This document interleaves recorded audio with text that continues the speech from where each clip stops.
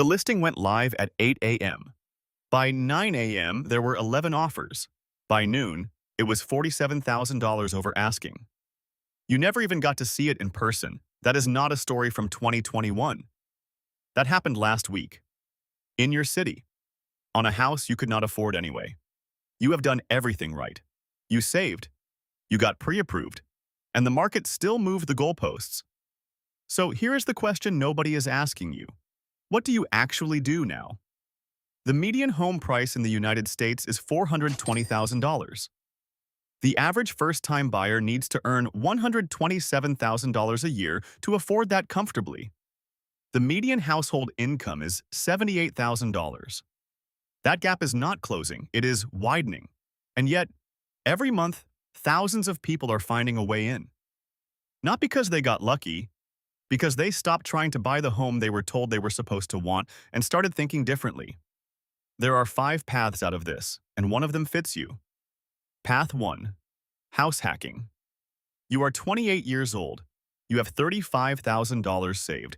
Not enough for a down payment on a single-family home in your city.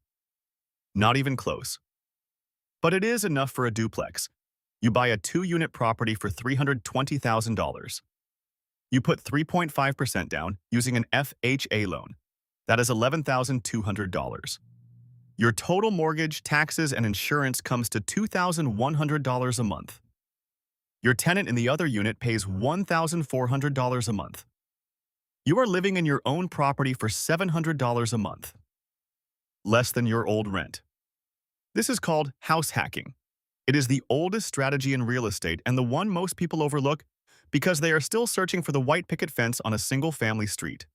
In year 2, rents in your area rise. Your tenant now pays $1,550. Your mortgage stays the same. You are covering 74% of your housing costs with someone else's money. By year 5, you have $60,000 in equity. You refinance. You pull out $40,000 and use it as a down payment on a second property. You rent out both units of the duplex. You move into the new place. The house that priced you out becomes the reason you got in. But maybe you don't want tenants. Maybe that's not your move. Path 2. Move the target. You are 31 years old. You are a remote worker. Your employer does not care where you live. But you have been living in a city that does.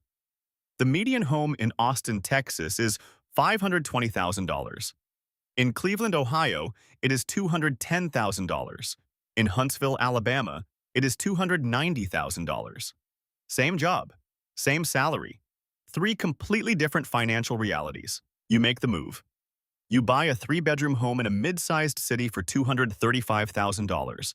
Your down payment is $47,000. Your monthly payment is $1,580.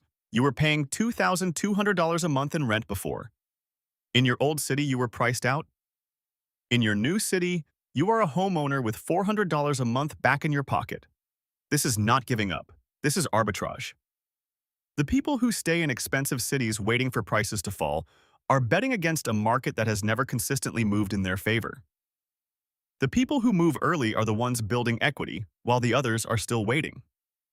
Path 3. Co-buying. You are 26 years old. You cannot afford a home alone.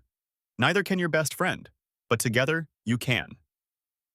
And yes, this is where most people say, what if it goes wrong? Co-buying, purchasing a property with a friend, sibling, or unmarried partner, is legal in all 50 states. It is structured with a tenancy in common agreement that outlines ownership percentage, exit strategy, and what happens if one party wants to sell. Your combined income is $145,000. Your combined savings are $52,000. You qualify for a $430,000 loan. You buy a 3-bedroom home. You each take 1 bedroom. The 3rd bedroom you rent out for $1,100 a month. Your mortgage is $2,600. After the rental income, you are each paying $750 a month. Neither of you could have done this alone. Both of you are now building equity. Co-buying is not a compromise. It is a structure. The same structure that real estate investors have used for decades. They just call it a joint venture. If you are finding this useful, a subscribe helps me keep making these. Or maybe none of that works for you. No duplex, no move, no co-buy. Path 4. Invest first, buy later. You are 33 years old. You are still renting, but you are not standing still. You have $20,000. Not enough to buy in your market. Enough to start building wealth.